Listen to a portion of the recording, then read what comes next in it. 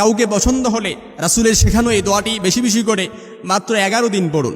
যদি কাউকে ভালো লাগে, তাকে দেখলে আপনার আনন্দ লাগে, যদি আপনি তাকে হালালভাবে পেতে চান, রাসূলের শেখানো এই দোয়াটি যখনই তাকে দেখবেন আপনি কমপক্ষে 3 বার পড়বেন। এর ফলে আল্লাহ তাআলা আপনাকে শয়তান থেকে দূরে রাখবেন।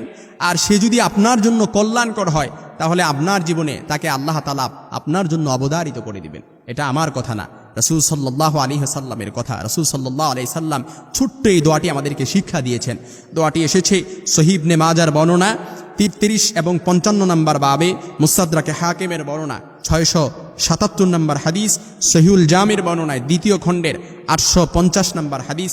আমি সেখান থেকে কোট করেছি আম্মা জান আয়েশা সিদ্দিকা রাদিয়াল্লাহু তাআলা আনহা থেকে বর্ণিত হাদিস। রাসূলুল্লাহ সাল্লাল্লাহু আলাইহি ওয়াসাল্লামের কাছে যখন কোনো জিনিস পছন্দ হতো, কোনো বস্তু পছন্দ হতো এবং কোনো জিনিস দেখে রাসূল সাল্লাল্লাহু আলাইহি সাল্লাম আনন্দ পেতেন, ওই জিনিসটা পাওয়ার জন্য রাসূল সাল্লাল্লাহু আলাইহি সাল্লাম আল্লাহর কাছে এই দোয়াটি পড়ে আকাঙ্ক্ষা করতেন।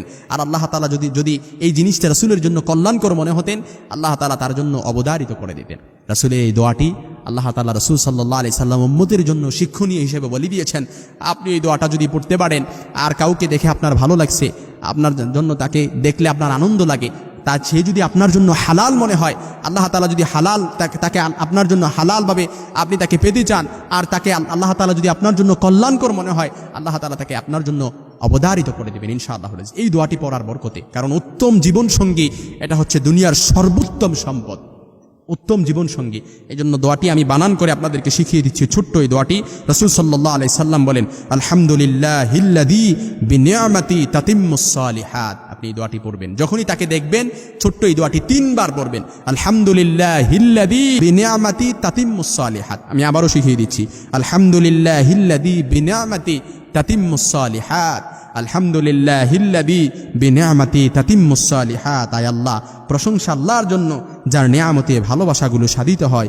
প্রশংসা আল্লাহর সর্বাবস্থায়। আপনি যখন এই দোয়াটা পড়বেন, আল্লাহ তাআলা যদি ওই ব্যক্তিটা আপনার জন্য কল্যাণকর হয় আপনার জীবনে, তাহলে ওই ব্যক্তিকে আল্লাহ তাআলা অবধারিত করে দেবেন ইনশাআল্লাহ। যখনই তাকে দেখবেন এবং কোনো জিনিস আপনার পছন্দ হয়েছে, যখনই এই জিনিসটা দেখবেন আপনি এই দোয়াটা পড়বেন, কমপক্ষে 3 বার পড়বেন। আপনি মাত্র 11 দিন কিংবা 21 দিনে আমলটা করেন, আল্লাহ তাআলা অবশ্যই আপনাকে ফলপ্রসূ করবেন ইনশাআল্লাহুল আজিজ। কিংবা আপনি যদি উত্তম জীবনসঙ্গী পাওয়ার জন্য আল্লাহ তাআলার কাছে বেশি বেশি দোয়া করেন, কোরআনে বর্ণিত আল্লাহ তাআলা অসংখ্য দোয়া আমাদেরকে শিক্ষা দিয়েছেন। আল্লাহ তাআলা শিক্ষা দিয়েছেন, রব্বানা হাব লানা মিন আজওয়াজিনা ওয়া যুররিয়াতিনা কুররাতা আয়ুনি ওয়াজআলনা লিল মুত্তাকিনা ইমামা। আয় আল্লাহ, আপনি আমাদেরকে এমন স্ত্রী ও সন্তান দান করেন যাদের দেখলে আমাদের চক্ষু শীতল হয়ে যাবে, আমাদের চোখ জুড়িয়ে যাবে। আপনি এভাবে আল্লাহ তাআলার কাছে দোয়া করবেন। কোরআনে কারিমে আল্লাহ তাআলার কাছে, কোরআনে কারিমের এই আয়াতের আমলে আল্লাহ তাআলা আমাদের প্রত্যেক পুরুষকে এমন স্ত্রী ও সন্তান দান করবেন যাদের দেখে পুরুষদের মন শান্ত হয়ে যাবে, চোখ শীতল হয়ে যাবে এই দোয়াটি পড়ার কারণে এবং এই আমলটি করার কারণে। কারণ আল্লাহ তাআলার কাছে আপনি চোখ শীতল হওয়ার দোয়া করতেছেন, যাদের দেখলে আপনার চোখ শীতল হয়ে যাবে। মহান আল্লাহর কাছে উত্তম জীবনসঙ্গী লাভের প্রত্যাশা করা তাদের উচিত। মহান আল্লাহর কাছে তারই শেখানো ভাষায় আবেদন করা। আল্লাহ তাআলার কাছে সব সময় আমরা যেন উত্তম জীবনসঙ্গী লাভের জন্য দোয়া করতে পারি। আল্লাহ তাআলা যেন আমাদেরকে তৌফিক দান করে। রব্বানা হাব লানা মিন আজওয়াজিনা ওয়া যুররিয়াতিনা কুররাতা আয়ুনি ওয়াজআলনা লিল মুত্তাকিনা ইমামা। এই জন্য যুবকদেরকে আমি বেশি বেশি তাদেরকে আমি বেশি বেশি মোটিভেটেড করব। যখনই কাউকে ভালো লাগবে, তাকে দেখে আপনার আনন্দ লাগবে, তাকে দেখে তোমার ভালো লাগবে, যখনই তাকে দেখবা তার জন্য যখনই দেখবা এই দোয়াটা পড়বা, আলহামদুলিল্লাহিল্লাযী বিনিআমাতি তাতিম্মুস সালিহাত। আয় আল্লাহ, প্রশংসা আল্লাহর জন্য সর্বাবস্থায়, আপনার জন্য প্রশংসা, যে আল্লাহর প্রশংসা সর্বাবস্থায় আপনার জন্য, যার কারণে ভালোবাসাগুলো সাধিত হয়। অর্থাৎ আপনি এই দোয়াটা পড়ার কারণে সে যদি আপনার জন্য কল্যাণকর হয়, তাহলে আল্লাহ তাআলা আপনাকে হালালভাবে ওই ব্যক্তিকে আপনার জীবনে অবধারিত করে দেবেন ইনশাআল্লাহ।